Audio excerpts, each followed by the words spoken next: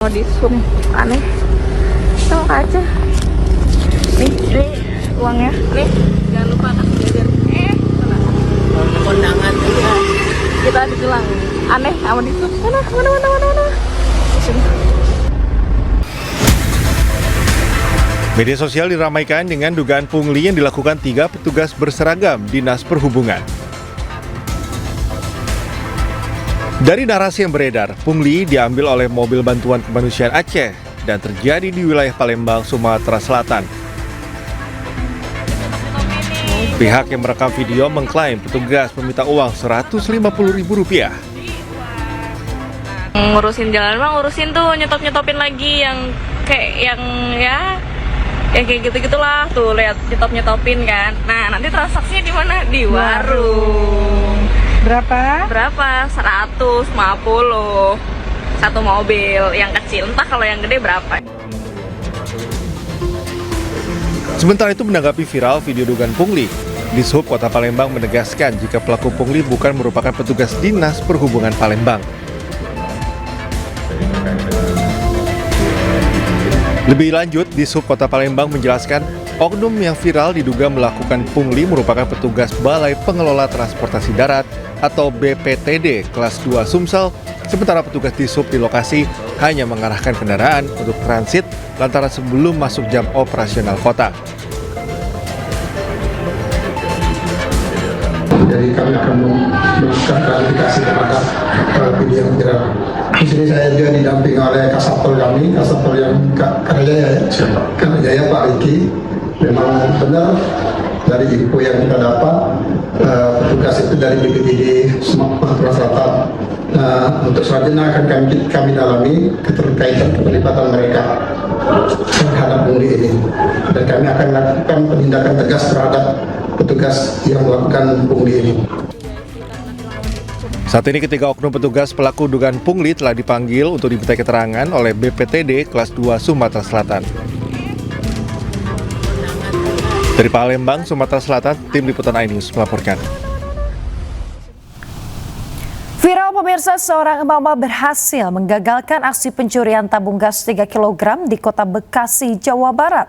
Korban mengalami patah jari kaki usai terkena tabung gas yang dilempar pelaku hingga harus menjalani operasi.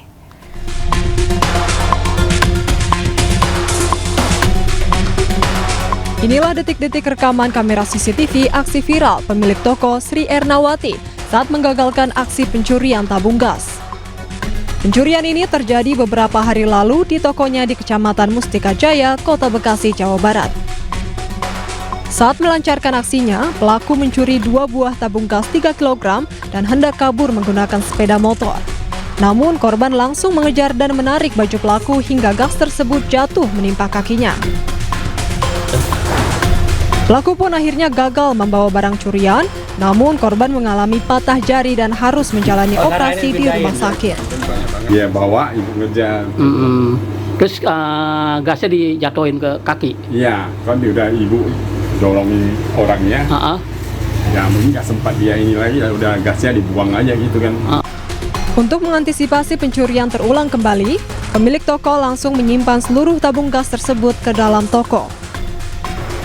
Sementara itu, korban telah melaporkan kasus pencurian tersebut ke Mapolsek Bantar Gebang.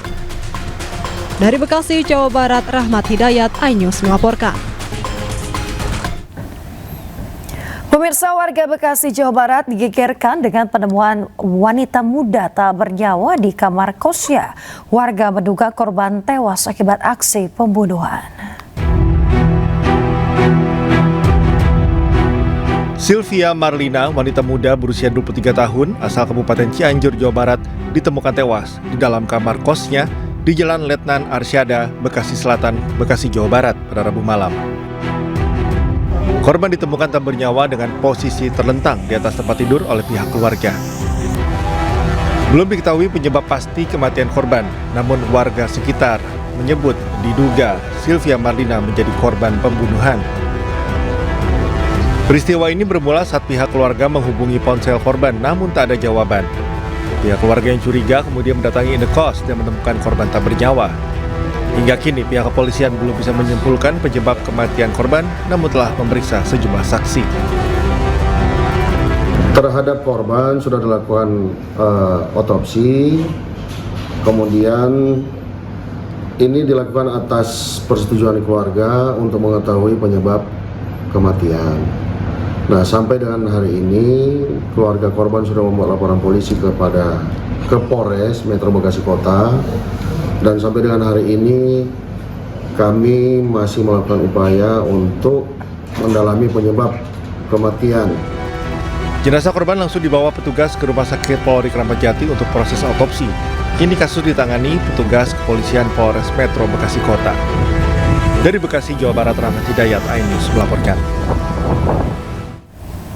Pemirsa, Polda Metro Jaya menghentikan kasus dugaan pembunuhan diplomat muda Kementerian Luar Negeri Arya Daru Pagayunan. Alasannya polisi belum menemukan adanya peristiwa pidana.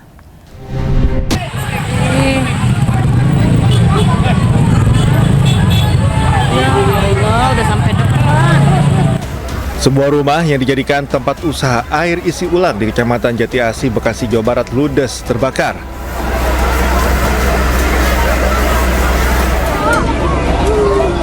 Diduga kebakaran akibat korsleting listrik mesin air pompa yang berada di dalam rumah. Angin yang kencang serta banyaknya material yang mudah terbakar membuat api dengan cepat membesar. Warga yang berada di sekitar lokasi berupaya memadamkan api dengan alat seadanya. Sebanyak 6 mobil damkar diterjunkan ke lokasi. Tak ada korban jiwa dalam peristiwa ini, kerugian ditaksir mencapai ratusan juta rupiah. Dari Bekasi, Jawa Barat, Rahmat Hidayat, iNews melaporkan. Pemirsa, 2 tersangka kasus ijazah palsu Egy Sujana, Damai Haryalubis mendatangi kediaman Presiden ke-7 RI Joko Widodo di Solo, Jawa Tengah. Ya, pertemuan tersebut digelar secara tertutup.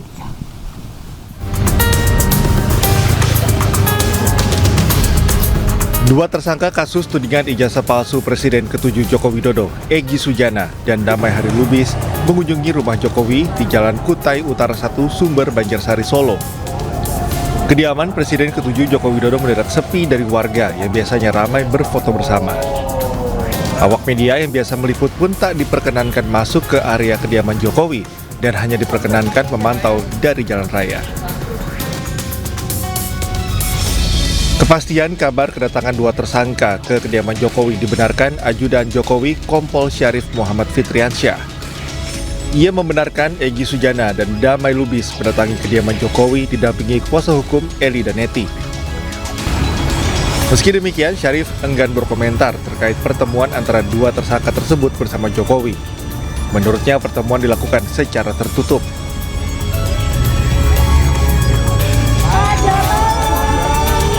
Diketahui sebelumnya 8 orang ditetapkan sebagai tersangka yang terdiri dari Roy Suryo CS dalam kasus tudingan ijazah palsu yang dilaporkan Presiden ke-7 Joko Widodo. Penetapan tersangka dibagi menjadi 2 klaster dan ke-8 tersangka dijerat pasal berlapis Undang-Undang ITE. Dari Solo, Jawa Tengah, Septiantoro, iNews melaporkan. Usai ditetapkan sebagai tersangka dalam kasus tudingan ijazah palsu, Egy Sujana dan Damai Haryalubis menyambangi kediaman Presiden ke-7 Joko Widodo di Solo, Jawa Tengah. Hal tersebut merupakan babak baru dalam drama perjalanan kasus ini.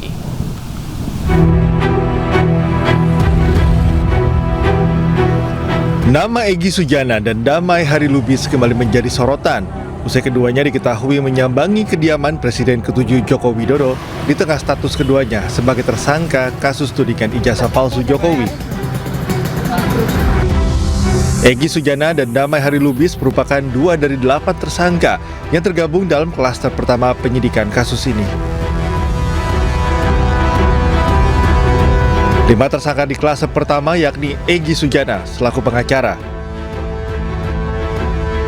serta 4 aktivis yakni Kurnia Trirohyani,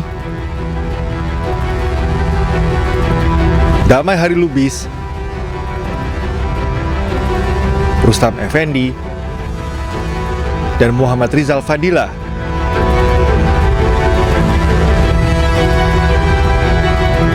Para tersangka dijerat pasal berlapis dengan ancaman penjara 6 tahun atau denda 1 miliar rupiah.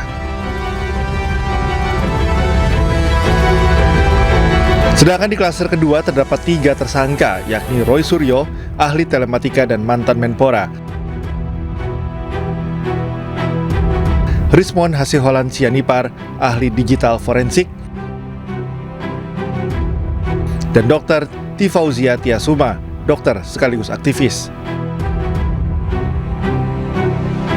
Ketiga tersangka dijerat pasal berlapis dengan ancaman penjara 6 tahun atau denda 1 miliar rupiah. Sebelumnya, Jokowi melaporkan sejumlah nama atas pencemaran nama baik buntut tudingan ijazah palsu. Dalam laporan tersebut ada 12 nama yang dilaporkan.